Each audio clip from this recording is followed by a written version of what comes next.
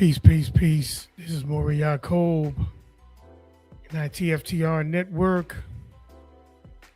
We thank the creator for me being able to be back on Fridays. All praise to the creator. Um, Thank the creator for Sister Latoya being able to hold the platform down for the time that she did. All praise to her. Peace, Brother Shava. Peace, peace. Shalom. Happy Shabbat. We thank the creator for each one of you today. Make sure as when you come into the building, you press that like and subscribe button. I don't have my shofar. What's going on here? Hold on.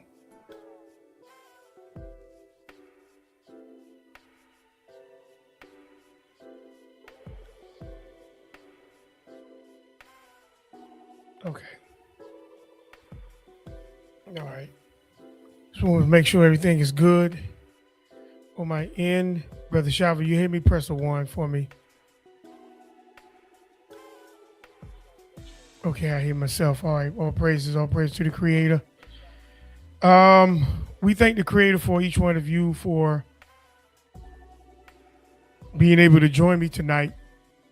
All praises. Thank you. Being able to join me tonight. I'm gonna go into part 3.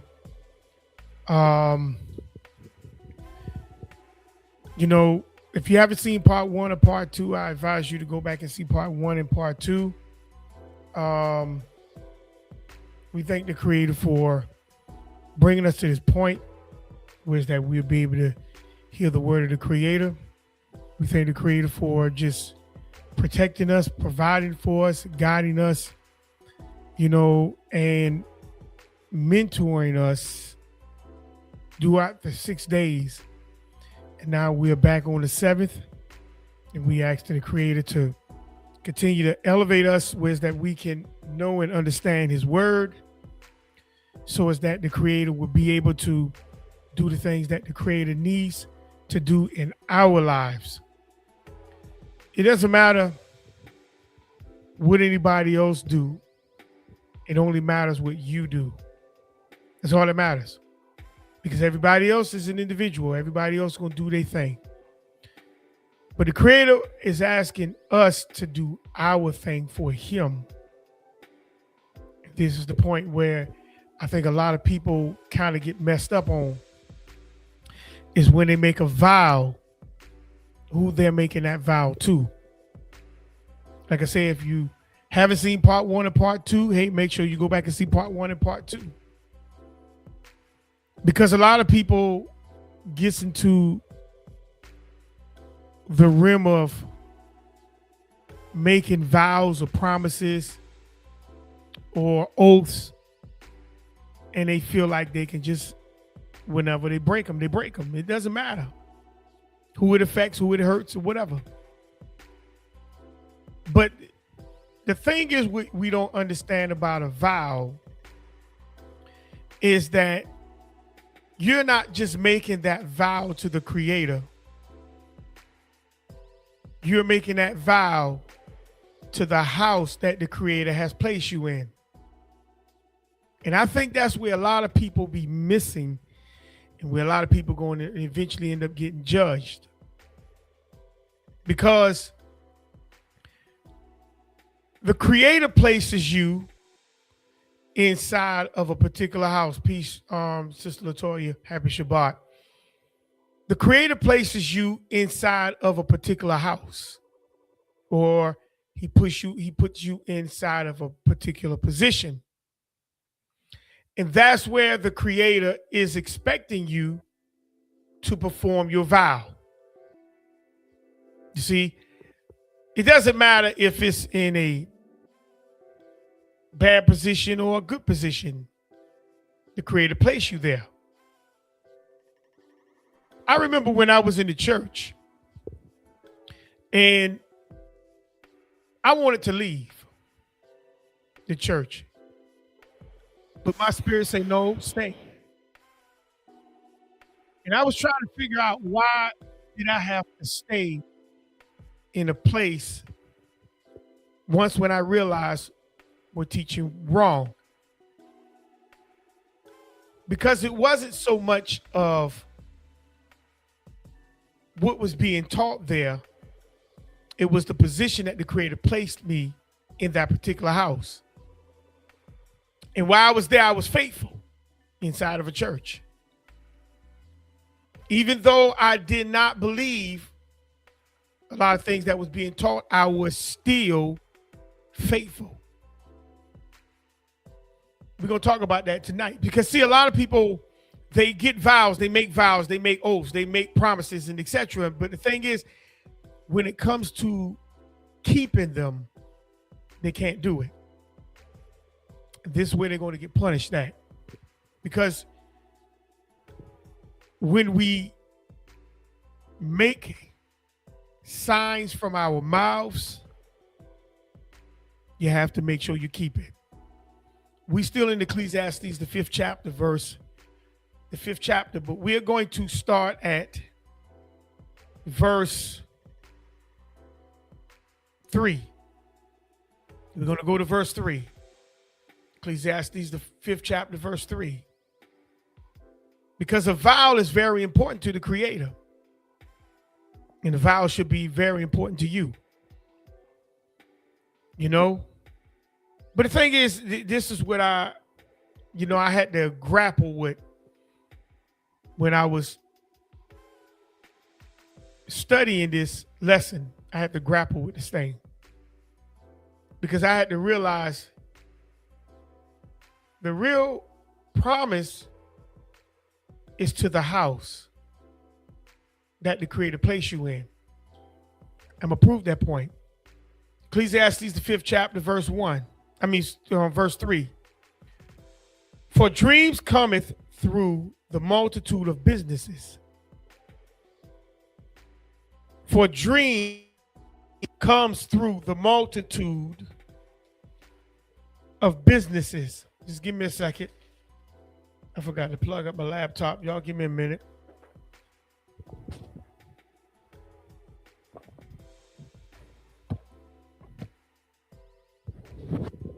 Give me a second.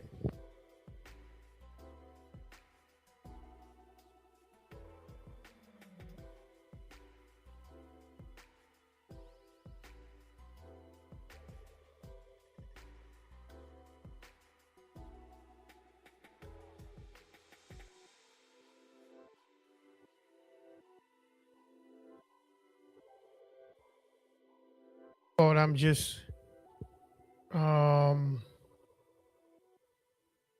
forgot to plug up my laptop. But let me go back, verse 3, Ecclesiastes 5 and 3. For dreams cometh through the multitude of businesses, and fool's voice is known by multitude of words.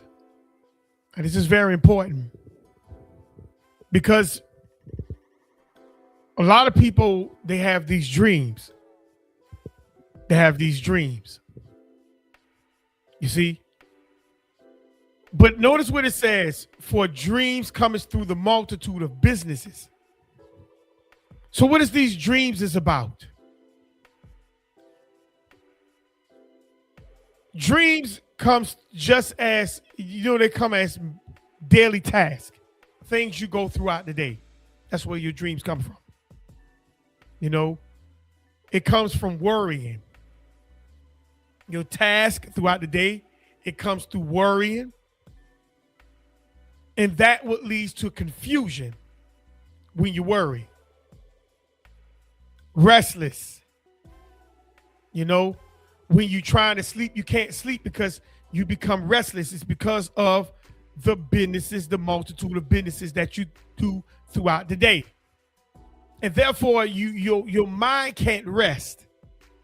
Your body can't rest. You see? And if you're not in a resting point, my question now becomes, how can you keep that vow to the Creator? If you're not in a resting point, if you can't rest, if you can't relax, I ain't talking about resting in no bed. I'm talking about your mind is settled. Your mind is stationed. It's relaxed on the word. How can you keep your vow to the Creator?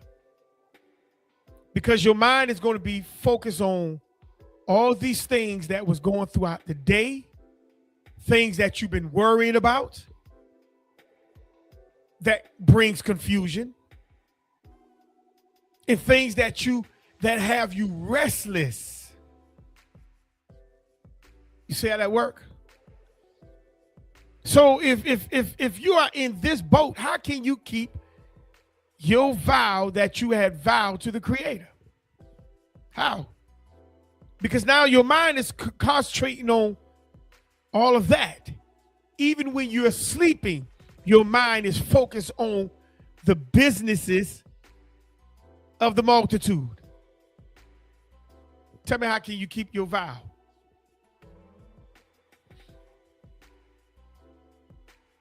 Because the Creator put you inside of a house. He put you in a house. And the question now becomes,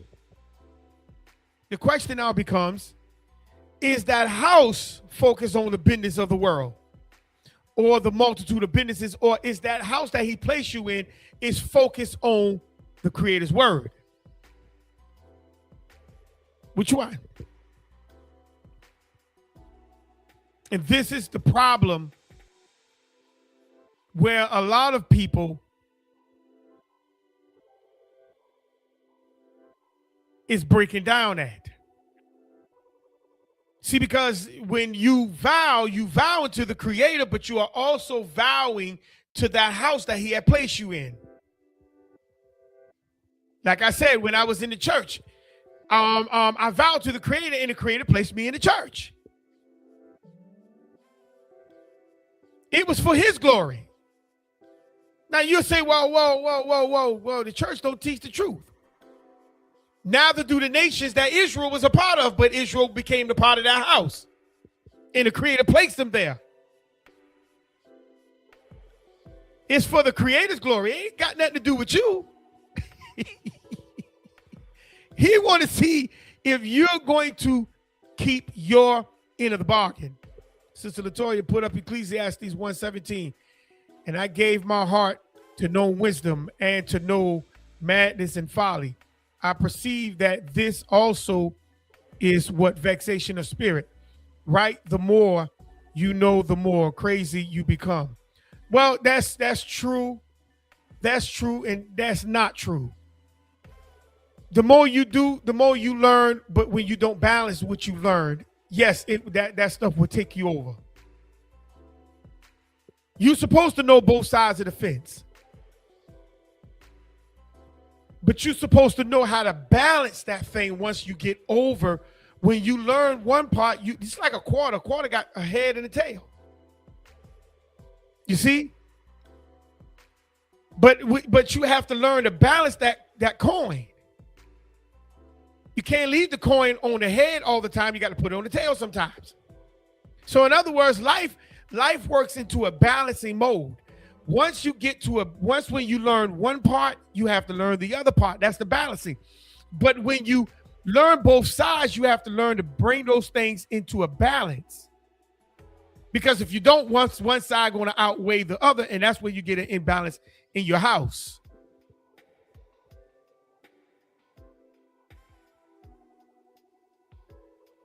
So the Creator brought me to the church. In the church, he wanted me, it was something that the Creator needed me to know there. Meaning, when I learned the truth, how am I going to act within the position that I'm in that church? You see? Am I going to tear the church down because I know the truth? I'm learning the truth. Am I going to go in there and just say, y'all are teaching lies and nada. Am I going to do that? Or am I going to have decorum for the Creator? I'm going to show you what I'm talking about. But this is what a lot of people do. They have all these dreams, these visions. And when they have all these dreams and visions, they don't understand how to balance these things. Some people don't even know why they have these visions and dreams. Some of these visions and dreams come through worryation. Some of these visions and dreams come through your daily task in life. You see? Some of these dreams and visions come through worryation and confusion. And we simply don't know how to put this thing because we are not balanced to know and understand why we had these dreams, visions from the Creator. Or where did these dreams and visions come from? We're not balanced. We're not balanced enough to be able to learn that. Because you know why we're not balanced? It's because we have done stepped out of the vow that the Creator placed us in. You see? We're not upholding the house or the position that He has placed us in. It ain't got nothing to do with who runs the house. It's the position and the house that the Creator has placed you in. That's why at the beginning of Ecclesiastes 5, Solomon says, keep thy foot when thou goes into the house of the Creator. You can't just do whatever when you go inside of a house. People are already there.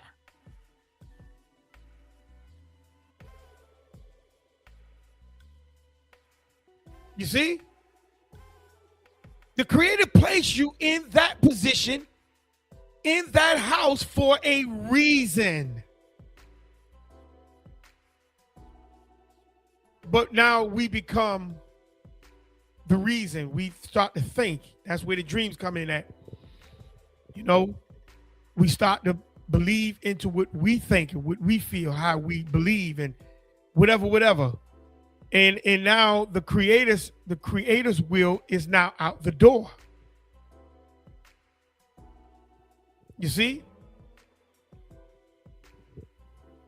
So the burden, the businesses comes when the mind is burdened with numerous of activities. Your mind is just running all over the place. You haven't yet learned how to settle the mind.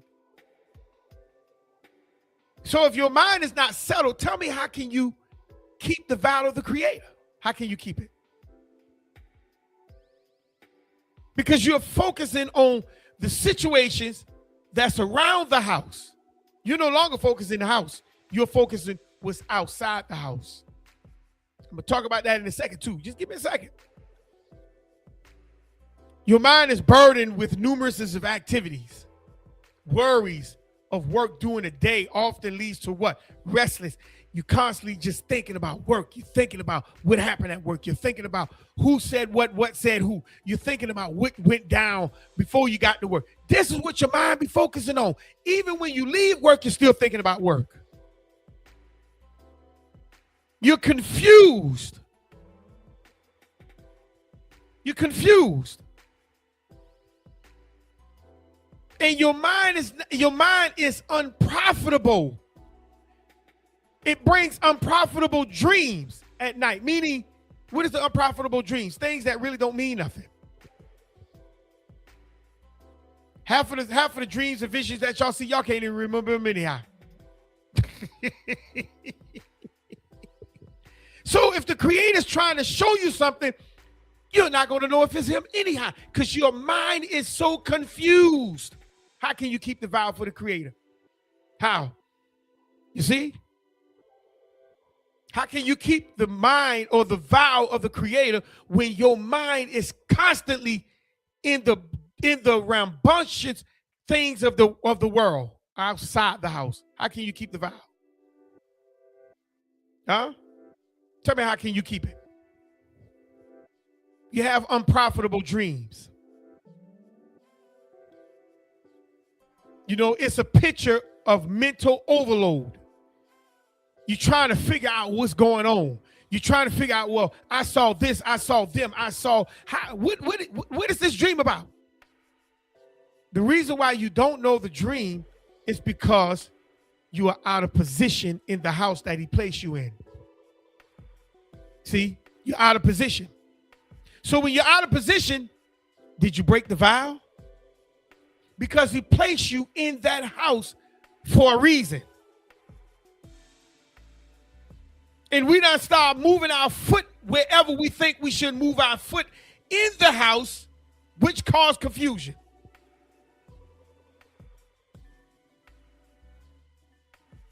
You see? So that's why when we have dreams, we can't interpret the dreams. Or we try to interpret them. Dreams are clear. Visions are clear.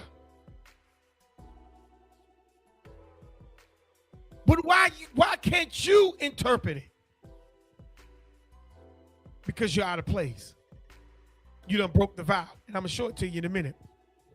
When men's minds are distracted and oppressed with too much business in the day, when your mind is distracted and is focused on too much business in a day, they are frequently disturbed with confused and perplexed dreams in the night. You see? That's why a lot of you can't rest. That's why a lot of you cannot rest at night. You got to keep finding things to do. You're trying to learn how to balance things, but you haven't learned to balance it yet. Because your mind is constantly moving, rambling, it's constantly going. Even when you're resting in the bed, your mind is constantly going, thinking, it's constantly doing this. It never comes to a point of rest. Because you're out of place. And I'm going to show it to you.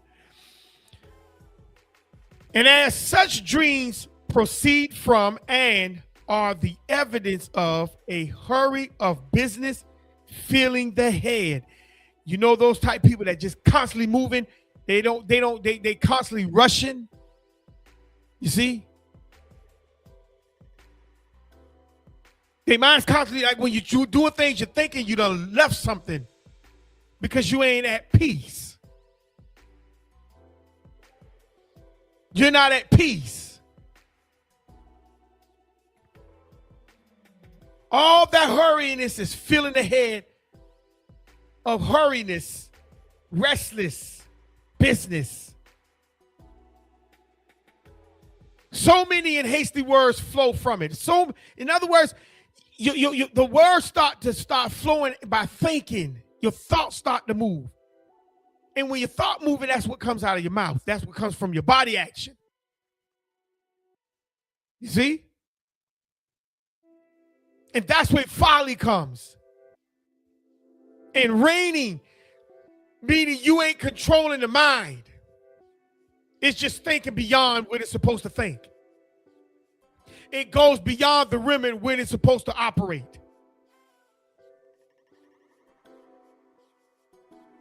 You're not satisfied. You can never be satisfied. You will never be satisfied. Nothing can satisfy you because your mind is constantly operating. It never comes to a position to the Sabbath. Even when even during the Sabbath, your mind is still running.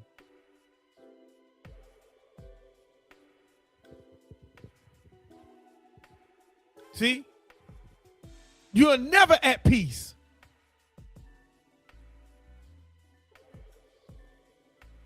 That's why things haven't fell in place for you. Because you're out of place in the house that the Creator has placed you. And this is the problem that a lot of us Hebrews have. That's why a lot of times I just sit back and I listen. Not saying I'm perfect, because I ain't perfect. I make many mistakes. But I know the mistakes that I do make, I repent from. The ones that I do understand. But most of the time, I just sit back and I listen. When I see people put on social media,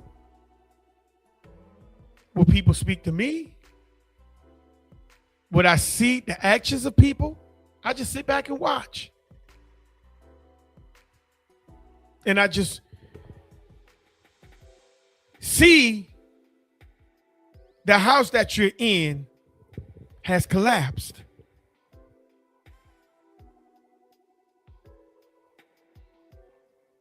Watch. As much business engrossing the mind gives birth to what? Incoherent dreams. When your mind constantly moving, it brings incoherent dreams to you. You don't even realize that your mind is supposed to rest.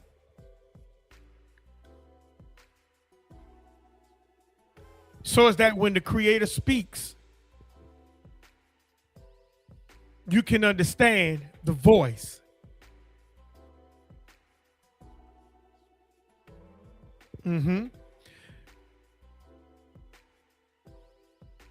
This is meant to confirm the injunction against vain babbling in prayer. Because see, a lot of people, they babble when they pray. What it means to babble? You just say words that the Creator don't even acknowledge. It doesn't matter if you say, you say, well, Father, forgive me for my sins or whatever. The Creator sometimes don't even hear that. That's babble to him. You know why? It's because you're out of place in the house that he had placed you in. When you're out of place, he don't hear your prayer. I promise you. Because we love to quote the scripture. Those who turn their ears from the law, their prayers. Well, what is the law? What is one of the laws? When you made a vow, that's a law. So when you're out of place, when the Creator placed you in a house and you're out of place, your prayers is abomination because you refuse to keep your foot from moving. You remove your foot in the house that he had placed you in.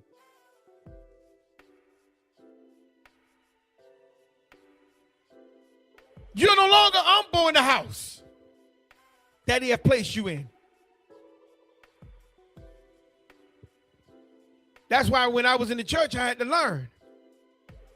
The Creator got me here for a reason. I could have left, but I would have been disobedient. I asked the Creator to use me. And the Creator placed me right in the wickedness. You see?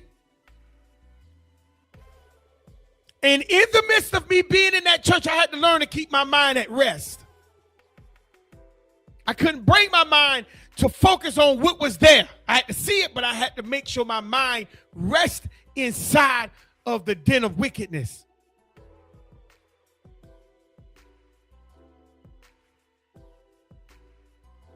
That's why I told y'all when I was a referee. White guy was in the background when I was throwing my flag. He talking about he smelled chicken and collard greens and watermelon. I heard him throughout a whole half of a game, football game. But I didn't pay no attention to it. I stayed focused at what I was doing because I was a referee in that house. You see? And when the coach had approached me after the halftime and say, when the rant came back again from the person in the stands, we knew who it was. The coach apologized, and I asked the coach, what were you apologizing for? And I remember telling this story once before. He said because of the rant about the chicken, the watermelon, and the collard greens. And I asked him, I say, Coach, you eat chicken? He said, yeah. I say, okay, you eat collard greens? He said, I love them. Okay, cool. How about watermelon? He said, yeah, I eat watermelon, but I don't eat watermelon. So he wasn't talking to me. He was talking to you. You see? He was talking to you, not me, because I don't eat watermelon. But see, we assume that it be for someone else when it really be for you.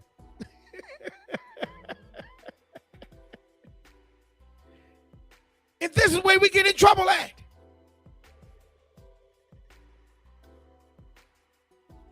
See, a lot of things we think be for others, it really be for you. I could have got mad and say, man, who you talking to like that? I could have did it. But see, I stayed calm. I was a man of a few words.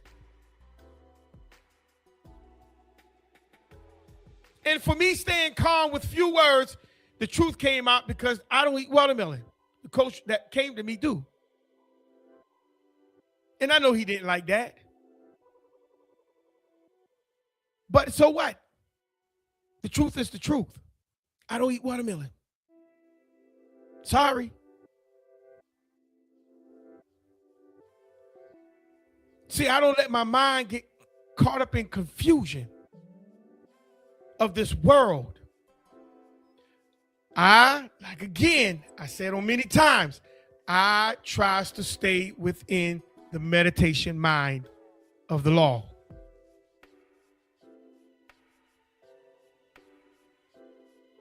Because when situations like that happen, I concentrate and focus on the truth.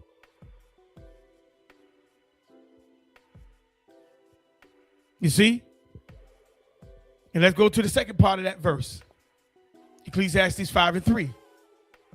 And fools' voice is known by multitude of words. Fools' voice is known by multitude of words, meaning they speak too much. They speak too many. They speak before anything is known. They speak through perception. They speak through opinion. They speak through feelings. They speak through belief. Those are fools.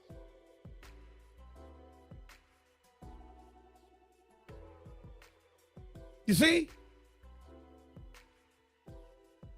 See, a fool of words, a fool of many words reveal the lack of wisdom. Because if you got wisdom, you don't need to do a lot of talking. That's why I told you I heard what the man said in the stand. We knew who was saying that, but why would I get mad? He ain't talking to me.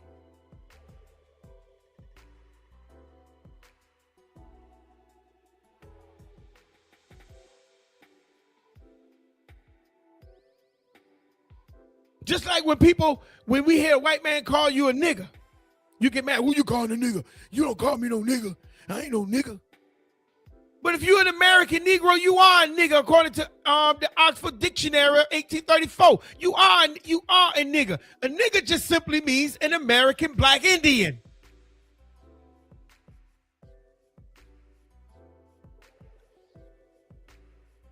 But we get, well, you don't call me no nigga, man. I ain't no nigga, man. Shit, you ain't gonna do me like that. I'm gonna come back. See, because you are a fool of many words. He acknowledging who you are, but you refuse to accept who you are because you allow others to define what you are to them. But you never define who you are to yourself. That's why we get angry, we get upset, we get emotional, we get into our feelings, which creates us to become fools of many words, which shows lack of what? Wisdom. And when you show the lack of wisdom, that suggests that too much worldly activities or talk result into vanity and mental clutter to divine clarity. Now that goes back to what you had placed, Sister Latoya.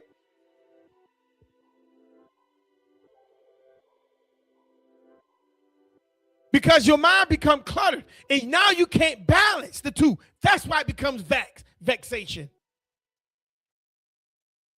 Because you can't balance it. Your mind is cluttered with everything out there. Emotions, belief, feelings, thoughts, your attitude. And you don't know how to bring that thing into balance. That's why things you do goes viral when you act stupid and ignorant. You never notice that?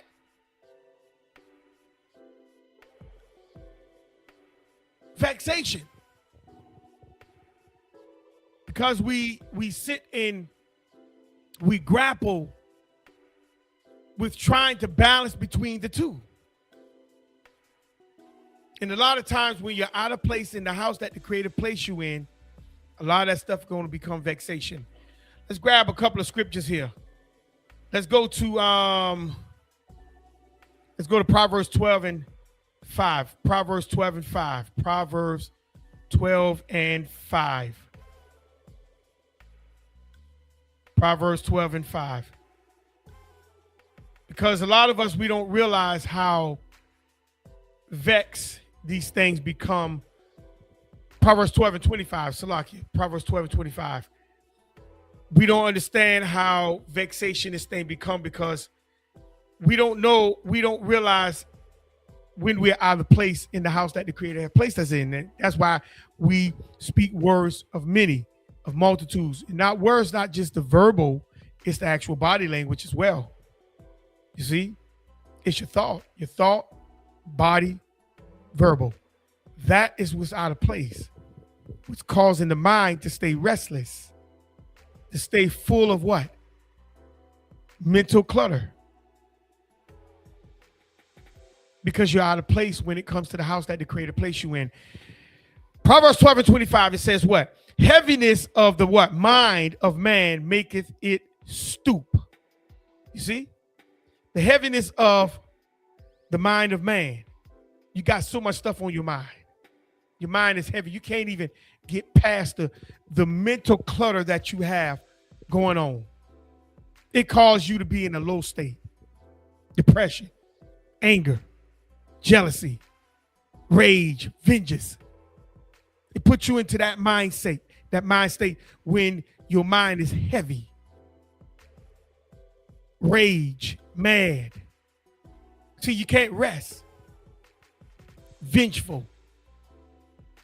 You can't rest because you're upset, you're angry. See, because your mind is heavy. It's not relaxed. It's not at peace. It's not even in the Sabbath. It's heavy. It's on all kinds of everything else except the right thing that you're supposed to be having your mind on. So it says heaviness in the mind of man maketh it stoop, but a good word maketh it glad. You know what that good word is? The word that if you listen, if you learn to intake things, if you learn to allow things to be, you allow things to just be what it is, it'll make you glad because you're not trying to force your way into anything. You're not trying to make your mind adapt to a lot of things. No, you ain't trying to do that. You ain't trying to do that. You're not trying to do that. You see? You just want to be inside of something that is peace. Relaxful. Something that creates, build, educate, motivate. That's what this is about. Brother Shava says stoop means lower one's moral standards so far as to do something rehearsable. Right. So in other words, what you're saying is when a person's mind is heavy, it makes them do things that is out of the norm for themselves. It'll cause them to hurt themselves or put themselves in positions that they should not be putting themselves in. You see, when your mind is heavy. Because when your mind is heavy, how can you keep the vow that you made to the Creator? How can you do it? So we have to get to the point where we understand that your mind has to be in control. It cannot be all over the place. When the Creator gave Daniel that dream, Daniel had to be in place in the house that he put him in. You see? Daniel's mind could not be all over the place. He would have missed the dream.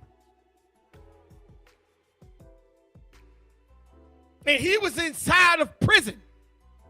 That's the house that the Creator put him in at that moment. Well, he was an eunuch, meaning he was castrated. Joseph about to see the dream too as well.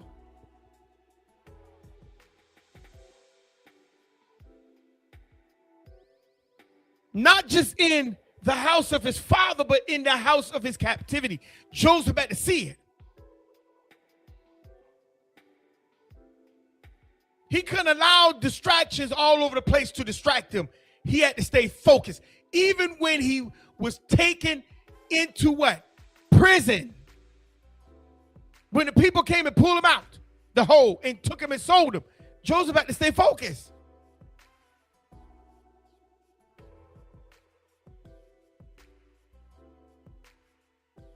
You see? Isaiah 41:10. Isaiah 41:10. You cannot have your mind all over the place and talk about you keeping the Creator's laws. Or are you keeping the promise for the Creator? That's a lie. You're not. Because tell me, how can you keep it? How can you keep the vow when your mind is confused? It's not even settled. It's not even at a settling point to be able to hear the word of the Creator. But you keeping the vow, right? Isaiah 41:10. Fear thou not, for I am with thee. Be not dismayed, for I am your power. I will strengthen thee, yea, I will help you. Yea, I will uphold you with the right hand of my righteousness. So the question now becomes, if the Creator is telling you he's going to do all these things for you, why are you in a worried state? Why you're not relaxed? Why you are concerned about what's happening? Why you're not relaxed? Why you're not focused 100% on the Creator? Why is your mind not relaxed? You see? People done talked about you, but now you ready to talk about them. Your mind ain't even relaxed. So you're not going to be able to hear the Creator because your mind is not even relaxed. Your mind is cluttered with all kinds of whatever. So tell me, how can you hear his voice to be able to keep the vow that you vowed to him for him? How can you hear his voice? Explain that to me. Explain that to me. You see? Explain that to me. Your mind ain't even relaxed. The heaviness done got you in a stoop level that you're now going to do everything, do all kind of things. Tell me, how do you hear the Creator's voice? How are you keeping the vow that he placed you in that house? How are you keeping that vow? How are you keeping it? Psalms 4:13. Let's ride there real quick. Psalms 4:13.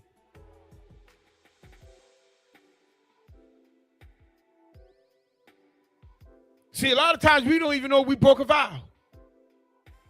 You broke a vow just by the way you act.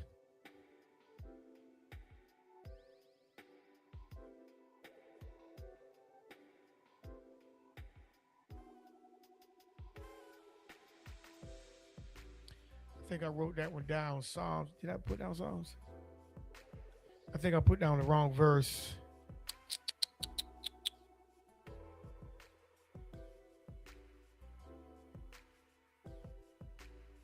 I'm gonna go to Psalms. Let me start at let me read verse 3.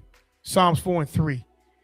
I know I wrote down that wrong, probably the wrong chapter. But I'm gonna read Psalms 4 and 3. But know that the Creator has set apart him that is godly for himself. Now, this is a good verse. But what he says? But know that the Creator has set apart him that is godly for himself. He didn't set him apart for him. He set him apart for himself. You see, set apart means holy, sanctified. The Creator set him apart for his purpose. That means you can't be mixed up and be mingling with everybody.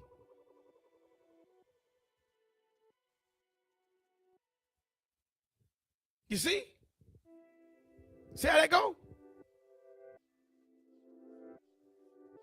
The Creator will what? Hear when I call unto him. He only hear those who haven't moved their foot when they enter the house of the Creator. And where's the house of the Creator? It's wherever he position you and station you. When you call, when you pray, he'll hear it. But your mind has to be rest.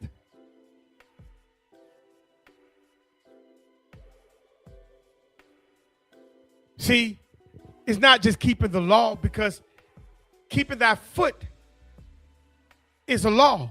When you enter the house of the Creator, that is a law. Because he placed you in a position for his glory.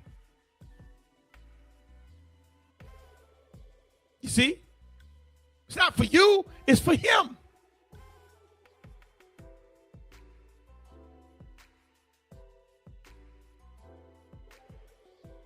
But some of us, we done moved our foot that we done moved it out of the house.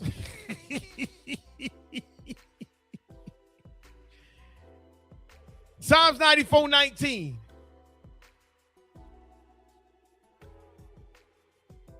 Psalms 94:19.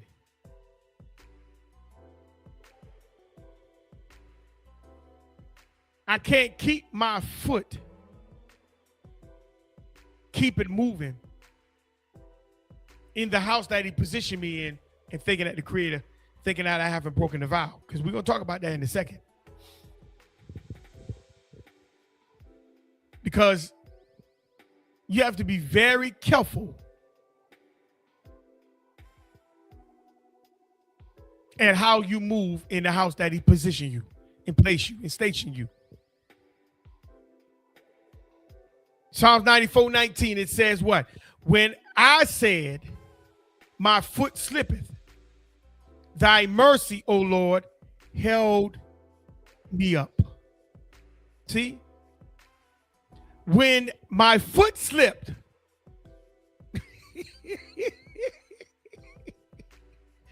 his mercy held me up. See, I keep telling y'all, even when you make a mistake, but you know it was an honest mistake, it wasn't something intentional, not something deliberate, the Creator will uphold you.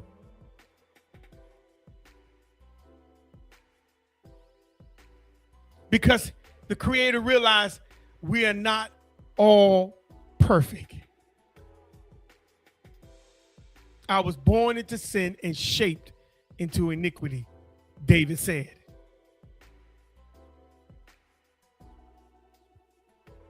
So, upon me growing, upon me knowing, upon me understanding, I'm going to mess up.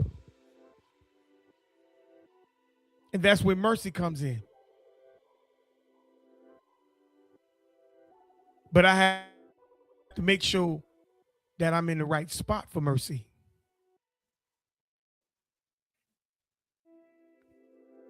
You see?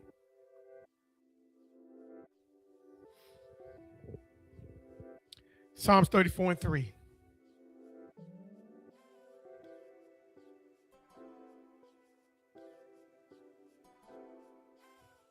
Psalms 34 and 3.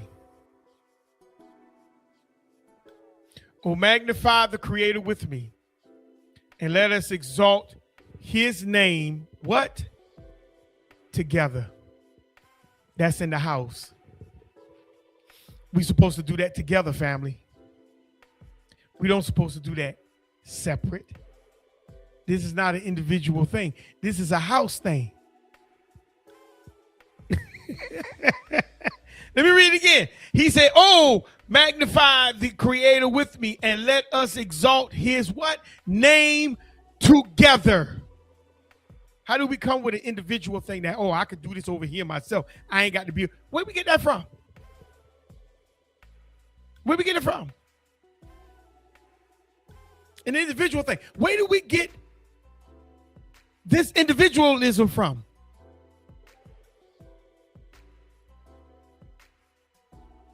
You see? A fool is known by multitude of words, meaning excess. Talking often signify lack of wisdom. That's just a lack of wisdom. Substance or thoughtlessness, meaning they just talk with no thought behind it. It's just opinion.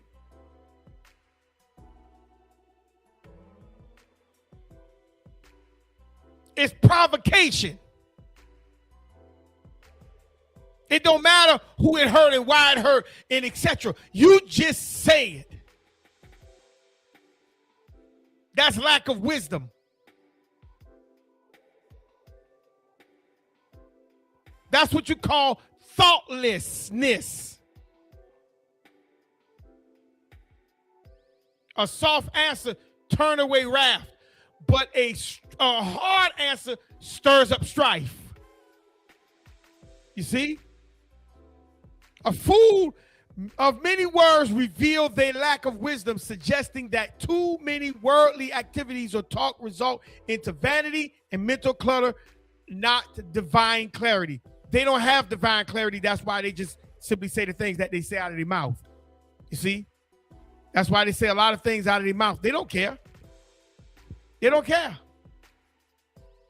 They don't care. A lot of people don't care what they say out of their mouth because they think that they are right. They think that they're right. Proverbs, let's go to Proverbs 10 and 19. They think that they are right.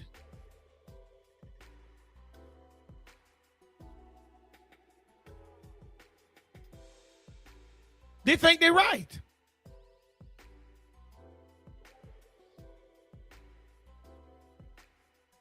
See, in the multitude of words, there warneth not sin. When you constantly keep talking and talking and talking and talking and talking, and you constantly keep saying this and saying that, saying it, you're going to sin. You're going to sin.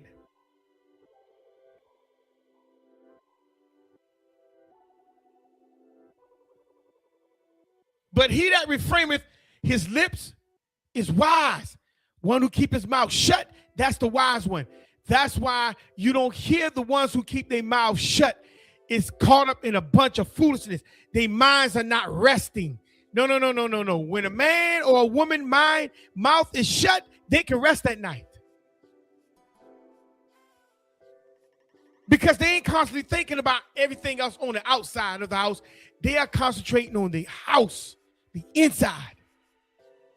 They can rest because they're focused on the purpose of why they're there. Meaning they're allowing the Creator to set them apart inside of the house for the purpose that he placed them there. You see? Proverbs 17:28. Proverbs 17:28. See? Your mind has to be at rest. And if your mind ain't at rest, you end up doing some foolish and saying some foolish stuff out your mouth. And you don't realize your words cause you to break vows. Proverbs 17:28, even a fool when he holdeth his peace is counted wise. Even a man that has been condemned, when he keep his mouth shut, he's counted as wise. Because he even know if he constantly keep running his mouth, he going to eventually sin. That's why even in the Miranda rights, when they arrest you, they say you have the rights to remain what? Silent. Any word you say shall and will be held against you in the court of law, meaning shut your mouth. They even tell you when they're about to arrest you to keep your mouth shut.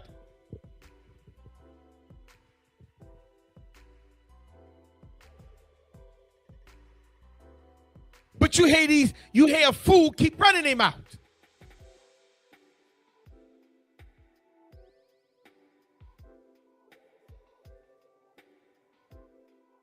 And he that what? Shutteth his lips is what?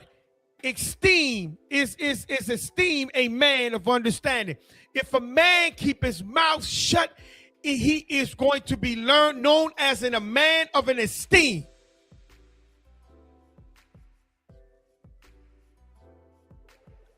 A lot of things ain't meant to be talked about.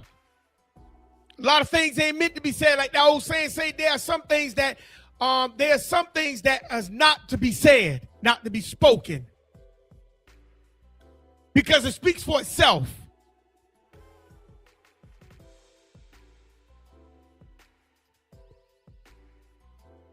Shalom, shalom, Jojo Smith. But a lot of us, we would try to run our mouth in thinking that, oh, well, I think I know it. No, sometimes even if you know it, keep your mouth shut. That's why I told y'all I sit back and I listen to people. Half the time I don't say nothing. Sometimes I would just entertain the conversation, but most of the time after a minute I just leave it alone.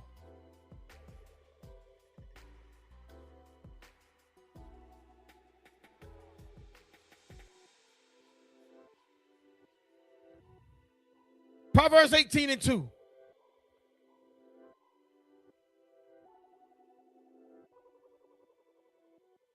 Because I know if I allow things that has nothing to do with my purpose for me to concentrate on it, it'll cause me to miss the visions that the Creator has given me.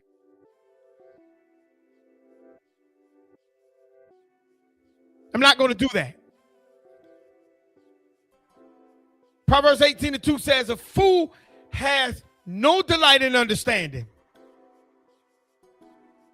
See, a fool don't want no understanding. They just want to hear themselves. They want to talk. They want to believe. They want to feel what it's about them. But they're not trying to come to an understanding.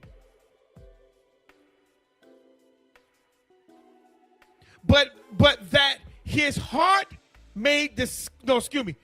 Yeah, fool has no delight in understanding, but that his heart may discover itself.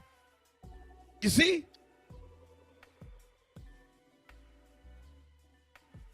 Hopefully one day his mind will kick in. Say, oh man, you know you were wrong right there. You know you were wrong right here. You remember back then, about 5 years ago, you said that or you did that. But hopefully your mind will kick in to let you know that you were wrong. You the one who caused all that. You the one who said that. And hopefully it ain't gonna be too late.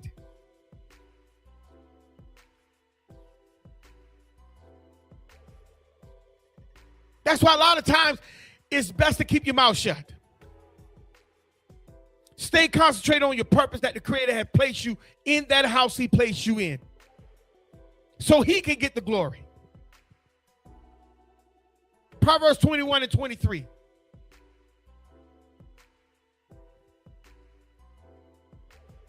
That's why when we have dreams, we don't understand it because you're out of place.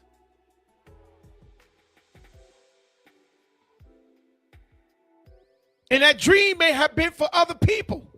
But because you're out of place, you can't tell the people who the dream belongs to. Because he gave it to you, and you don't move your foot within the house that he put you in. A lot of you gonna get in trouble for this. Proverbs 21:23. Buy the truth and sell it not. Also wisdom and instructions and understanding. Buy the truth and sell it not. Meaning go search for it. Go search for it in the house that he placed you in. And when you get it, you don't need to sell it.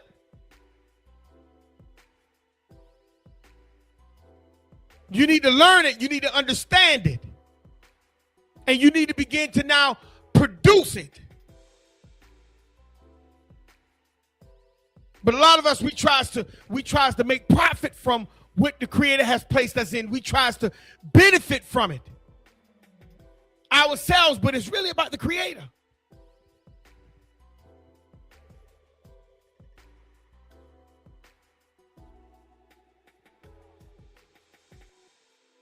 See, when you move wrong in the house that he placed you in, you broke the vow.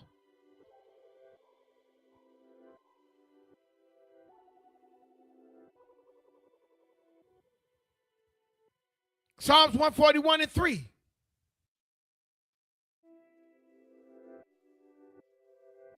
Psalms 141:3.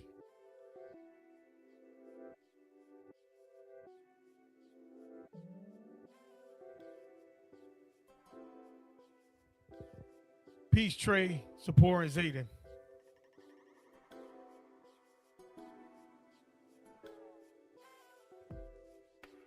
Psalms 141:3. He says, set a watch, O Creator, before my mouth. Keep the door of my lips. In other words, help me keep my mouth shut. Because a mouth can cause confusion. Your mouth can destroy. Your mouth can hurt. Your mouth can actually heal too. But he's asking, keep a watch on my mouth. In other words, don't let me just keep my mouth running. Because if I keep my mouth running, it can cause confusion within the house you place me in. And it could cause me to break the vow that I have asked for.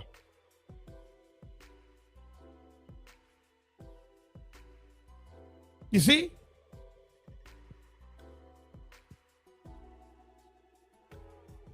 See, a lot of us we don't watch our words that we say out of our mouth. We just say it, boom. And we think we in line with law. No, you're not.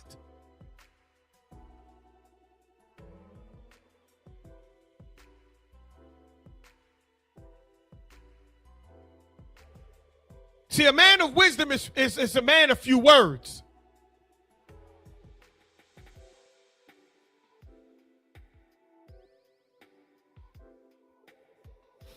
Let's go to Ecclesiastes 9:17.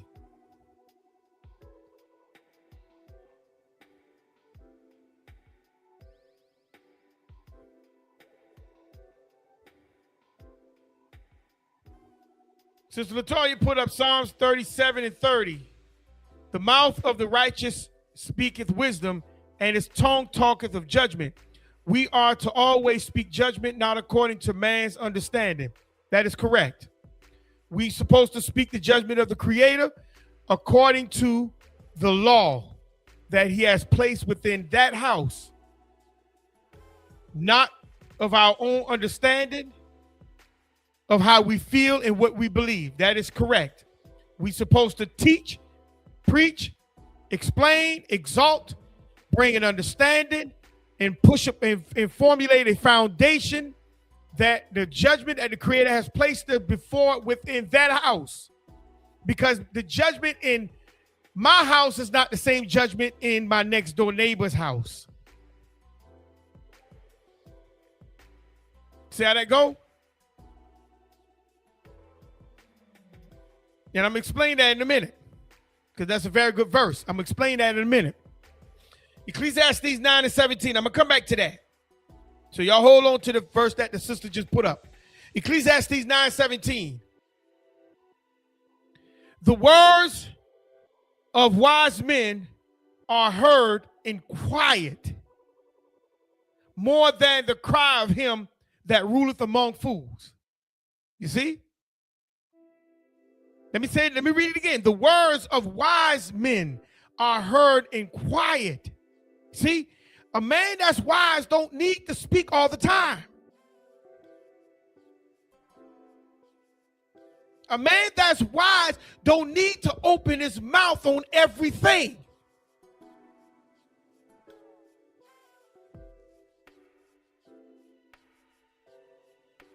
You see, a man that's wise is not going to have an attitude into things that does not pertain to him. He keep watch in the house that he's in, or she's in, or they are in. See how that go? The words of wise men are heard in quiet more than the what? Cry of him that ruleth among fools. Meaning, if you get put in a position, we can hear your mouth. We can hear your mouth. There's no sympathy in your mouth. There's no compassion coming from your mouth. There is no order coming from your mouth. There is no love coming from your mouth. Nothing. It's just straight dictatorship. Take it or leave it. That's what it is, coming from your mouth. It is what it is. Take it. That's coming from your mouth. You're doing a ditty. Take it. Because guess what? You ain't worried about sympathy from, you ain't worried about rather not if you hurt somebody or you anger somebody or you destroy somebody. You ain't worried about that. You just worried about what you say. You see? Coming from your mouth.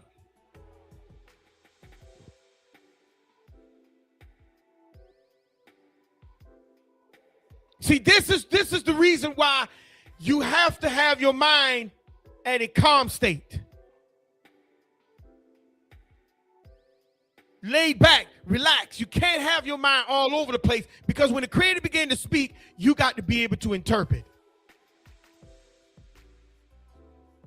for that house.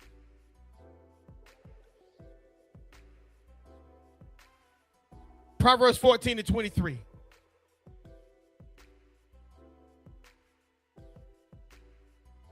Proverbs 14:23.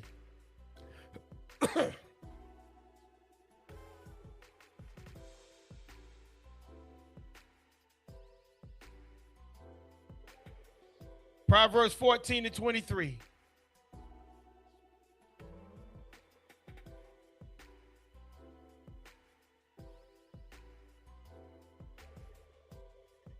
Give me 1 second.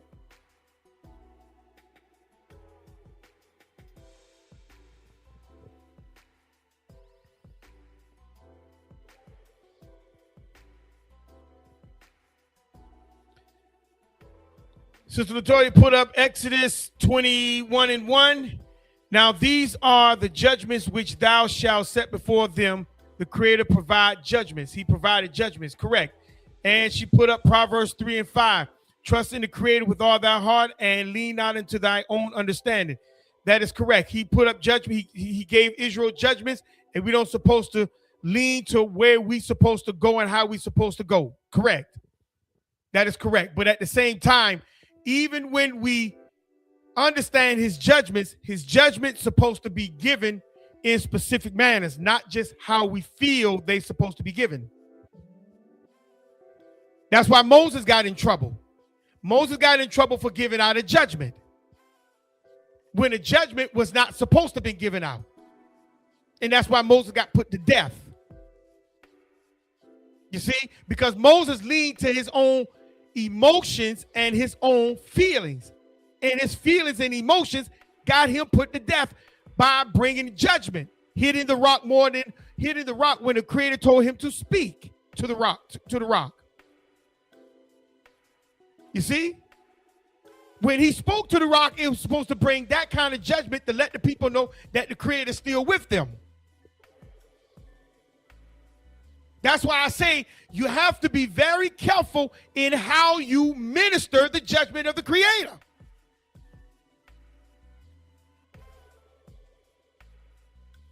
Because your words can cause you to be in jeopardy of the Creator.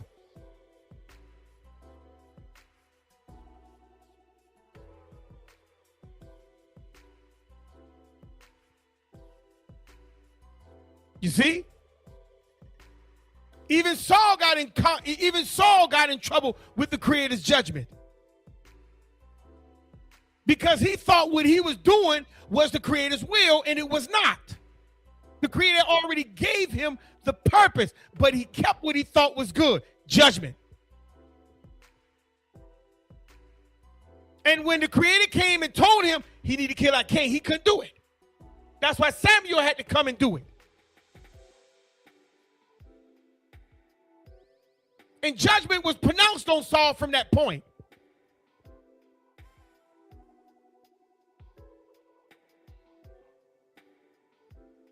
Because we get caught into our emotions and our feelings and our attitudes and our beliefs. When the Creator specifically gave you rules to follow.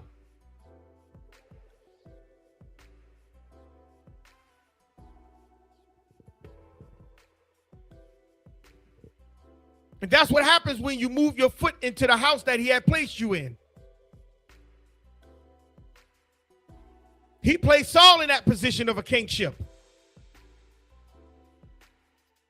You see? The same way he put David in that position in kingship. Saul got killed, the sword stayed in David's house throughout his generations. I mean, I could go through the book about judgment, but the thing is, the judgment is supposed to be executed fairly, with no emotions, no belief, no feelings. It's just supposed to be executed. But you have to make sure you in line to be able to bring that mercy that the Creator has given to people.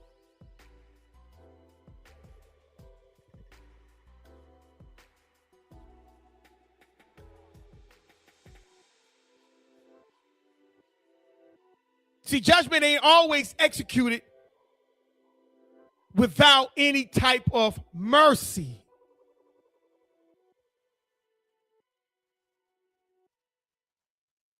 I just gave that scripture earlier. But see, when we're out of line, how do you exercise mercy? Because Moses couldn't do it. That's why he got put to death. How do you exercise mercy when you're out of line? Saul couldn't do it. That's why he couldn't kill the Amalek king. How do you exercise mercy when you're out of line? You can't hear the Creator no more. Because you're no longer exercising the rules of the house. That's why Korah got put to death, because he went beyond the rim of himself. The purpose that the Creator put him in. Is Korah and his whole gang got put to death.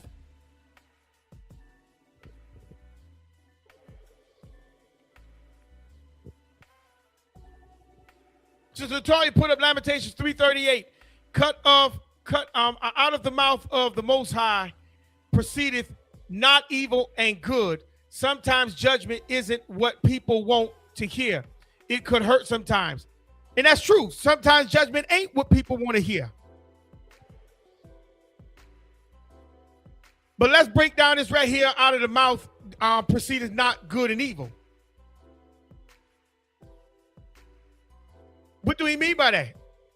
Because the Bible says he created good as well as evil. So now let's break that down. Because if the Creator don't speak evil, then tell me how did he create evil? If he don't speak it, because he says let all things that he have created has the breath of life in it. So what did he mean that he don't speak, he out of his mouth don't speak good and evil? What that mean? Break it down to me.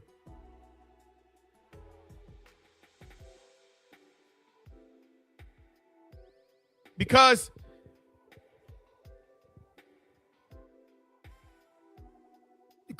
He created good and evil.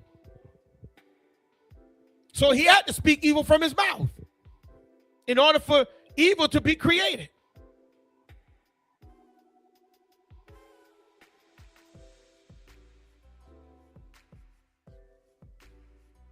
He put the tree of life there and the tree of knowledge of good and the tree of knowledge of what? Good and evil. He put it there.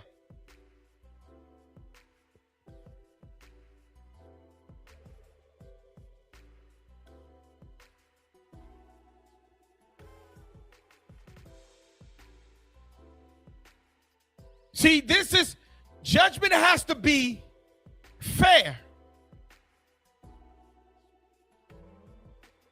But if you ain't in line with the creator and your mind is all over the place, how do you bring judgment?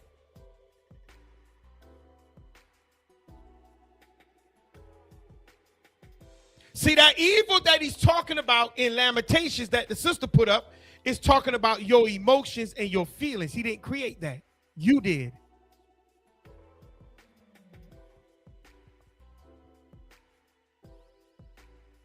He didn't create Moses to hit that rock. Moses chose to do that. He didn't create Saul not to kill all the Amaleks. Saul chose not to do that. He didn't tell David to sleep with Bathsheba. David did that on his own.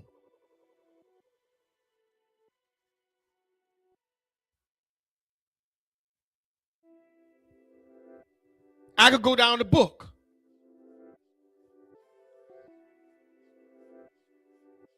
Because when you are in a house, that house has rules.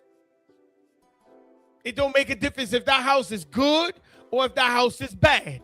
If the creator placed you there, that's where his temple is. And that's where he's going to now use you at. But we try to be particular at where we being used for the creator. The Sister Latoya put up, it means sometimes that mercy given to people could be evil. It could be what people need to hear.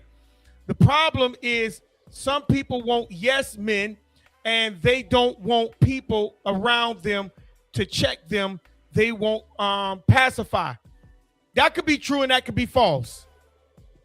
That could be true and that could be false. Because sometimes people, when people check people, they check people too much. You see?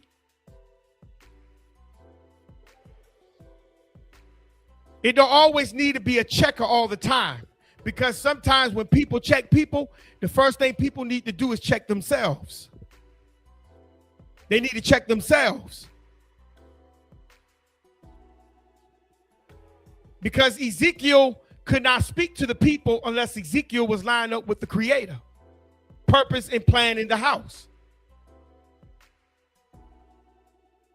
So it's not so much that people don't want people to check people.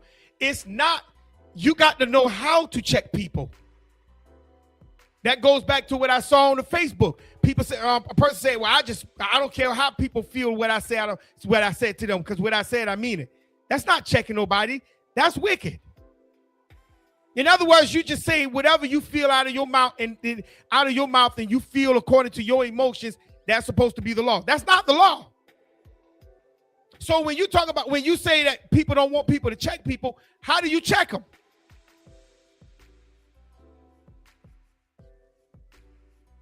You see, how do we check people? Do we check people by how we feel, or do we check people according to the law? Because judgment, every law that the creator has, it doesn't matter if it's judgment, it don't matter if it's dietary or whatever, it has mercy in it. It has mercy in it. It has mercy in it. So I would like to see how Moses checked the people without mercy. Because even when Korah was getting to that point, even Moses had to pray for Korah. Mercy for Korah. And then the only time when Moses got sick of Korah is when Korah refused to back down. And that's when he said, for not do not allow his sacrifice to be what accepted. But other than that, Moses was praying for mercy for Korah. The sister put up 2 Samuel 16 and 11. And David said unto Abishai and to all his servants, behold, my son, which came forth of my bowels, seeketh my life. How much more now may this Benjaminite do it? Let him alone. Okay, and she also put up, and let him be cursed, for the Creator has what? Bidden him. If you read this story, a man cursed David, and he said, let the man curse the Creator, made him do it. David understood it was meant for him to hear. Okay? Okay. It was meant for him to hear.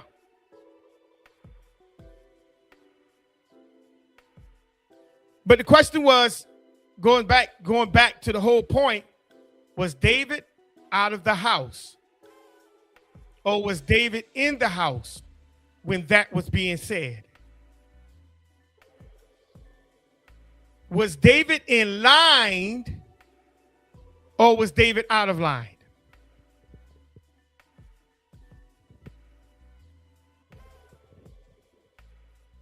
Because everything happens within the house that the Creator placed you in. It don't happen outside of the house. Because even when Israel was in captivity, they were inside of a house. Israel was never outside of a house.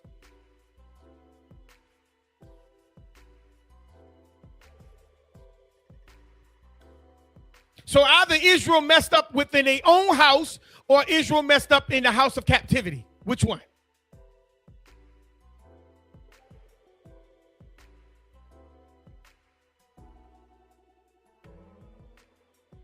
Because we have to remember, the Creator blesses you in the house he placed you in, or he cursed you in the house he placed you in.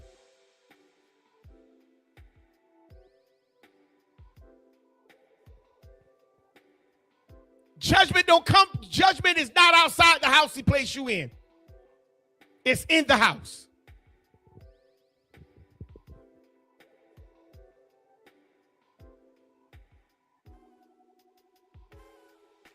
This is where you find mercy, and this is where you find salvation.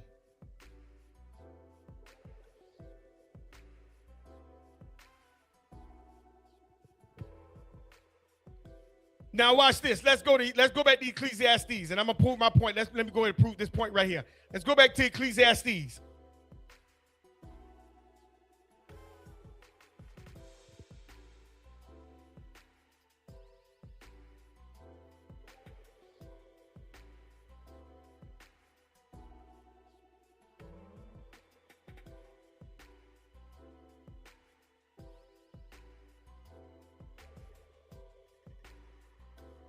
Ecclesiastes, 5th chapter.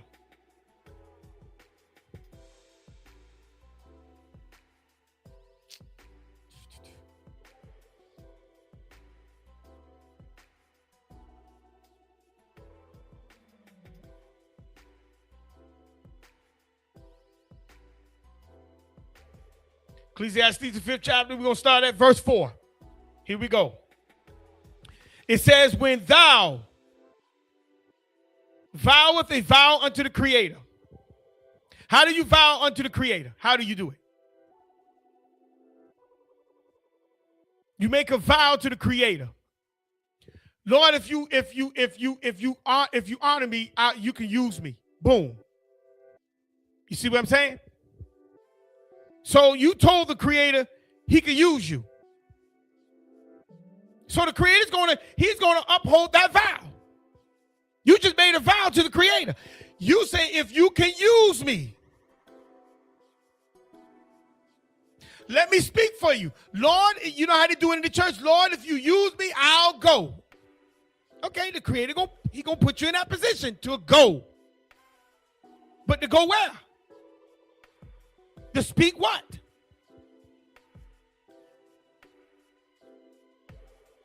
To do what? When you vow a vow unto the Creator, how do you do that? Vowing unto the Creator is when you vow unto the house that you are part of. Meaning what? When Israel wanted a king, he gave him a king. He told him what the king is going to come with. Boom. They ain't got no problem. They ain't got no out on that now. Boom. They're done. He gave him a king. He gave him what they asked for. Now, the problem is, are you going to stand and uphold your end when you get what you got, what you asked for? Because when you say, oh, Lord, if you allow me to do this, I'll make sure I serve your name. Boom, okay? You didn't say this and that. So he throw you in the church. Bam. Now what you gonna do? You gonna serve his, how you gonna serve his name in the church? He gonna put you some way wicked. So now he can put you in, let me put it like this. He can put you in wickedness. What you gonna do?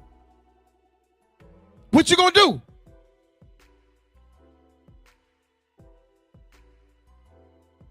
Because you made a vow of upholding the Creator's name. You did that. What you gonna do?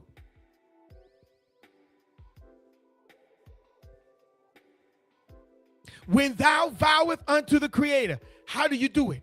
When you open your mouth and you tell the Creator, well, Lord, if I live again, I ain't gonna smoke. Lord, if I live again, I'm gonna stop drinking. Lord, if I live again, I'm gonna go and serve your name. That's what you do.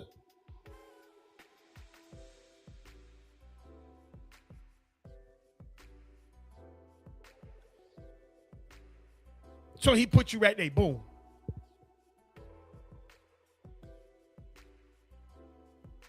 He put you right there in that position, boom. You see how that go? Exodus 19.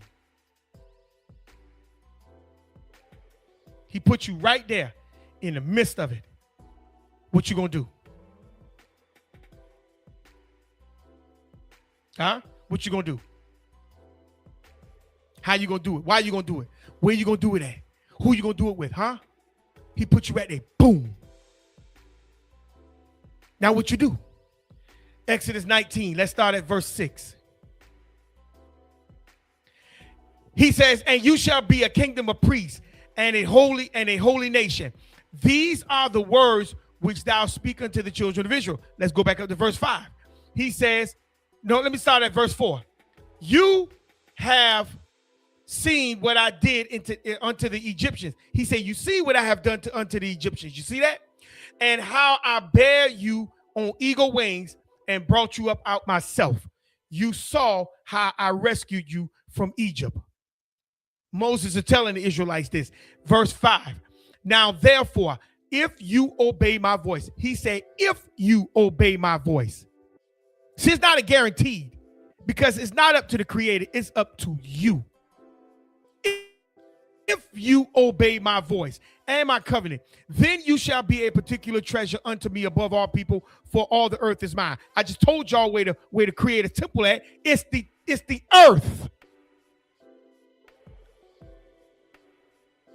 So now I want you to keep that in mind. I want you to keep that in mind. He said, you will be a peculiar people, a peculiar treasure unto me above all people.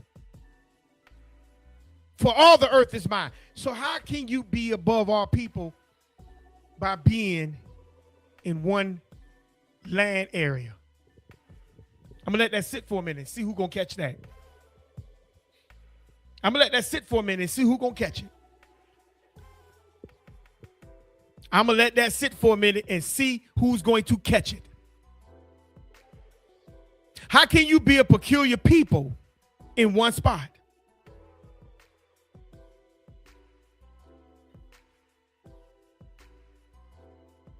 See, we're talking about making a vow. Israelites, Hebrews, we're talking about making a vow. He said, you're going to be a peculiar treasure unto me above all people. For all the earth is mine. That means Everybody got to know about you. Everybody got to witness and experience you in order for them to know your holiness. How did they do that? How did they do it? How did that work out?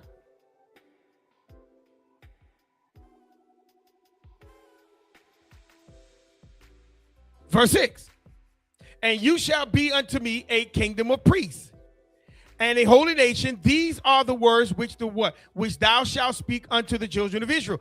He said, these are the words you're supposed to speak to the children of Israel. Let them know that they're going to be a peculiar people above all nations. They're going to be above all nations. How all nations going to know that Israel is above them? Because Israel is going to be ruling across the earth. Israel is going to be across the earth.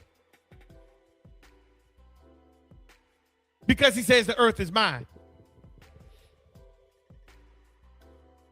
So if the earth is the creator's, then where's the temple for the priests?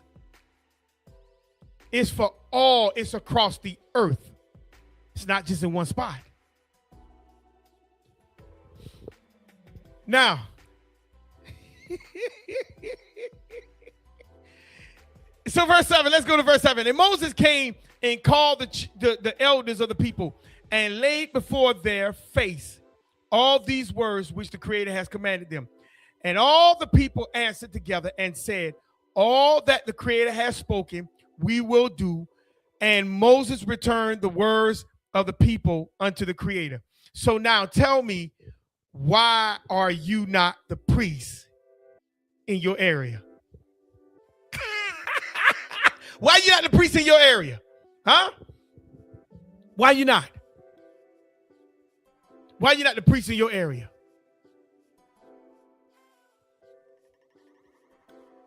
Huh?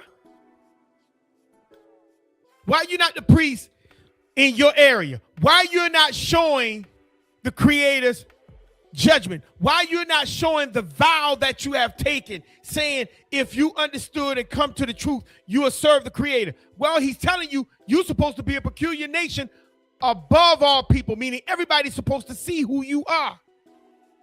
They're supposed to know you're set apart. They're supposed to recognize that you are the priest of the Creator. But why they don't realize that you are? Because you run your mouth. Not just your physical mouth, your body acts in your mind. It don't think holy. It don't move holy. It don't talk holy. You talk like everything else that's already out there.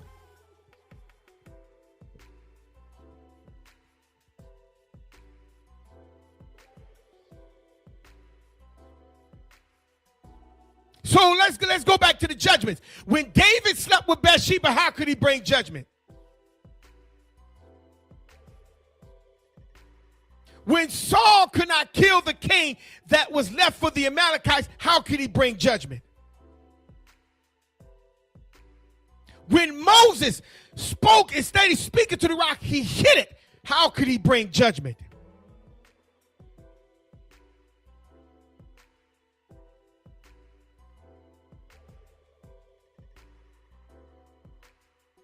I want somebody to talk to me.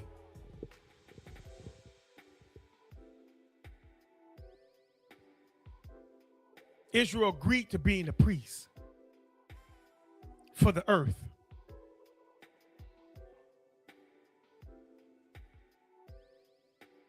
They agreed to be the peculiar nation. They agreed. This ain't something that was just thrust upon them. They agreed to it.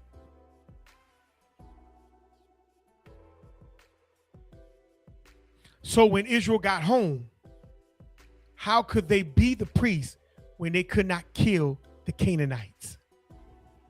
I'm going to let that sit on you.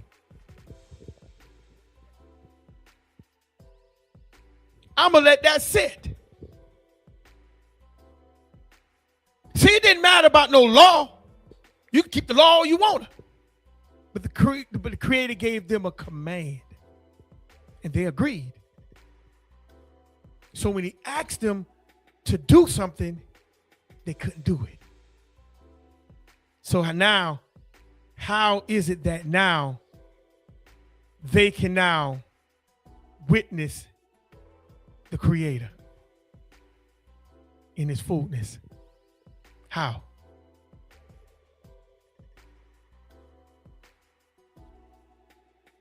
See, that's why Joshua said, as for me in my house, it's a house. We will serve the Creator. I ain't got nothing to do with your house. Now, if your house wants to serve the Creator, connect it with mine. But if it don't, I'm going to drive it away.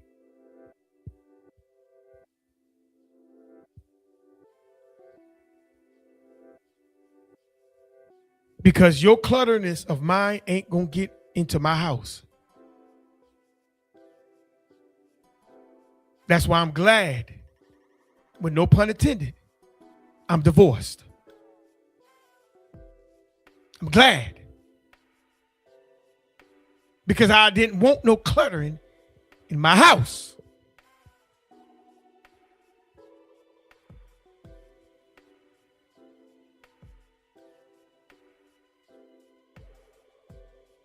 Because everybody can bring everything outside, inside, which cause confusion.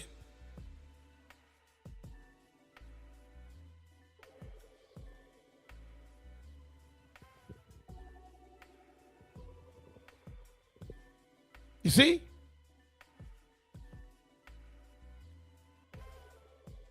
Everything is a house.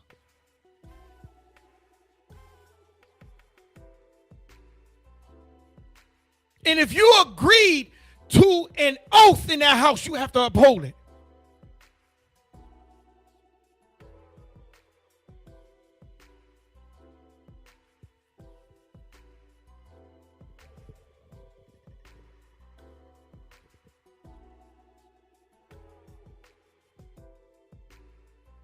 Eve became a part of Adam's house. Genesis 2:22. Let's ride it real quick.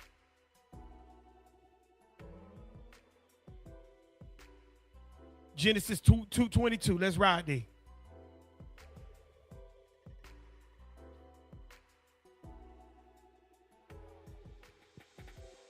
And the rib which the Creator, that power has taken from man, made a woman, and brought her unto man. Now, it's not talking about no literal rib. I don't know where people get that in their cognitive dissonant thinking from. It's not a literal rib. Sister Latoya brought that out last week. That's a temple. It's a temple. Meaning she married Adam. It was a marriage ceremony going on. You see? She became a part of his house. Through marriage and through what? Lineage.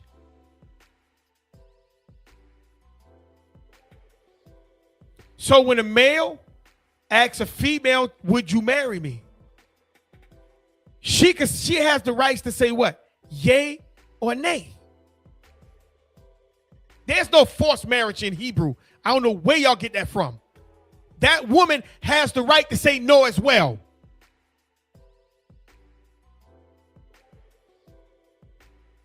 Oh, she's nobody's property. She's her own property. That's why when she dies, her soul goes back to the Creator.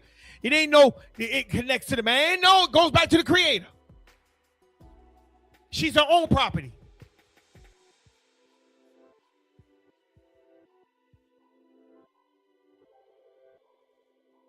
But when the male asked her, would he marry her? Would she marry him? Excuse me, Salakia. She says, if she says yes, she's agreeing to that house he's a part of. Period. Okay? She's agreeing to that house. So Eve became a part of Adam's house. Let's do another one. Israel became a part of Egypt's house. Let's go to Genesis 46 and 20. Genesis 46, 26 and 27. See? 26, Genesis 46, 26 and 27. And all the souls that came with Jacob into where? Egypt. Which came out of the what? Out of his loins, besides Jacob's sons, wives, and all the souls were 66. And verse 27, and the sons of Joseph, which were born him in where? Egypt. You see? Egypt. Israel and his sons became a part of Egypt's house. Period. Let's do another one. Let's go Genesis 47 and 11. Let's go to Genesis 47 and 11. Let's go there real quick. Okay? Because the Creator deals with a house. Your vows is kept inside of a house, not outside of a house. It's in the house. LL Cool J had a sitcom called In the House.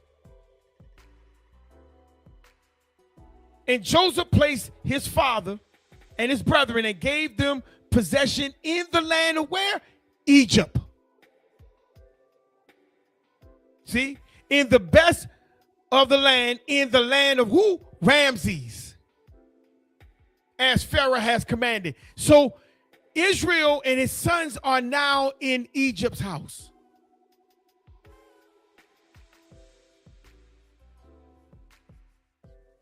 People were already there. You see? Adam was a nation.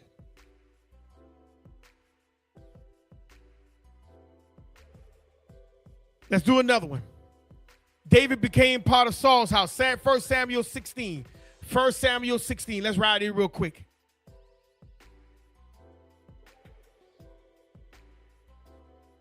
First Samuel 16. Verse 14 through 23.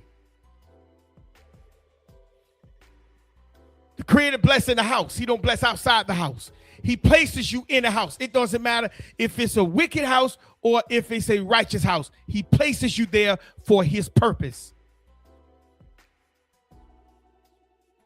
And the question is, when he places you inside of a house,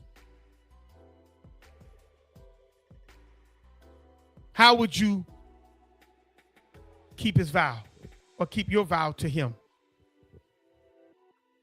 1 Samuel 16, 14 through 23.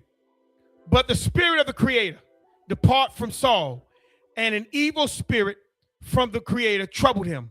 And Saul's servant said unto him, Behold, now an evil spirit from the Creator troubleth thee. Let our Lord now command thy servant, which are before thee, to seek out a man who is cunning, who is a cunning player, on an harp. And it shall come to pass when the evil spirit of the Creator is upon thee, that he shall play with his what? Hand, and thou shalt be well.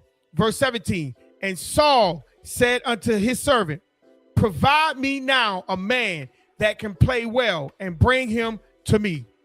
Verse 18, excuse me, Salakia. And then answered one of the servants, said, Behold, I have seen a son of Jesse, the Bethlehemite, that is cunning in playing, and a mighty violent man, and a man of war, and prudent in what matters, and is calmly and a comely person, and the Creator is with him. Now I want y'all to pay attention to that, because see, when the Creator is getting ready to place you someplace, he's going to position you for the position that he's placing you there. You see? There has to be no rush. If the Creator is doing it, there's no rush. Verse 19. Wherefore Saul sent messengers unto Jesse and said, send me David, thy son, which is with the sheep. And Jesse took an ass laden with bread and a bottle of wine and a kid, and sent them by David his son unto Saul. Verse 21. And David came to Saul and stood before him, and he loved his greatly, and he became his armor bearer. You see? You see? He became his armor bearer. Verse 22. And Saul sent to Jesse, saying, let David, I pray thee, stand before me, for he has found favor in my sight. When the Creator position you in a house, he already placed you in a position.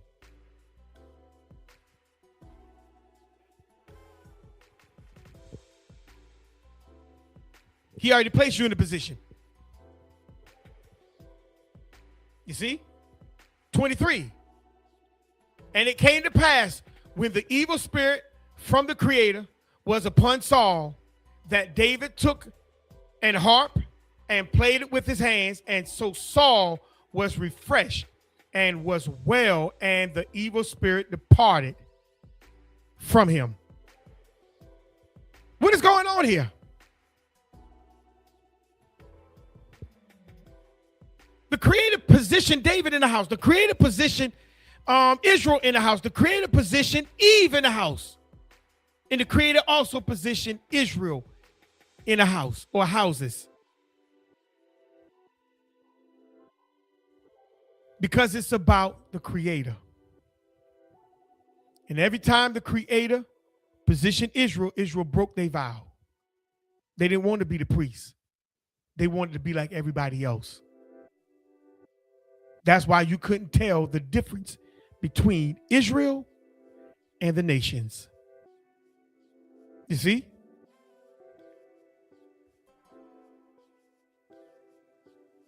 One thing about it, when the Creator positions you, people will know it.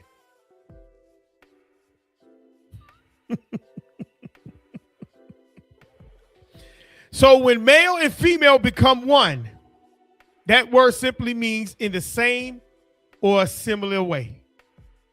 So when Israel became a part of that house, they became the same or they had similar ways of that house. When they left Egypt, they didn't leave Egypt without Egyptian ways.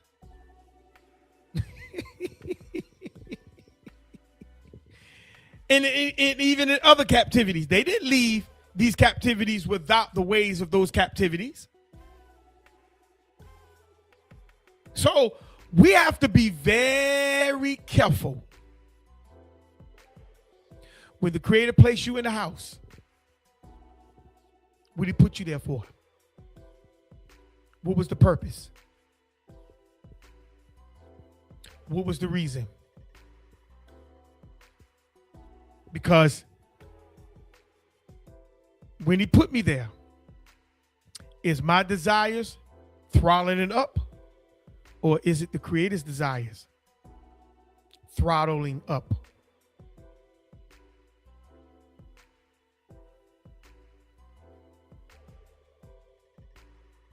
Anybody want to come up and have a chat with me? The link is in the chat.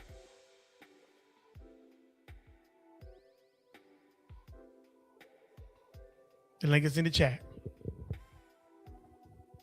I'm going to read verse 5, Ecclesiastes chapter 5.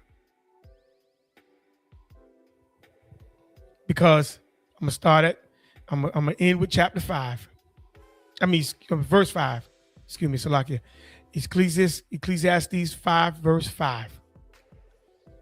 And it says, better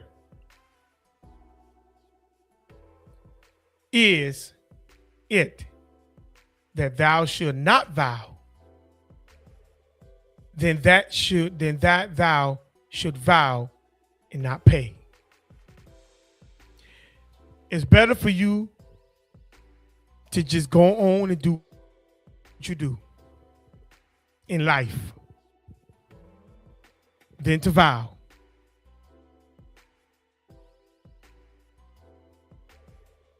And when he placed you in a position and he put you in a house, you now make it, you move that foot.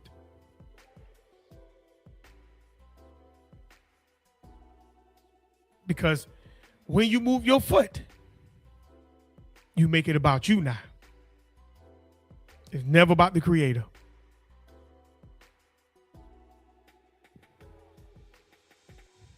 The link is in the chat. Anybody wants to have a conversation before I close out?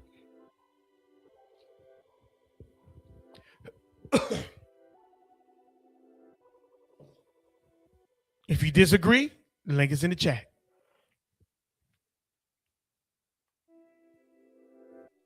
Even if you agree, the link is in the chat.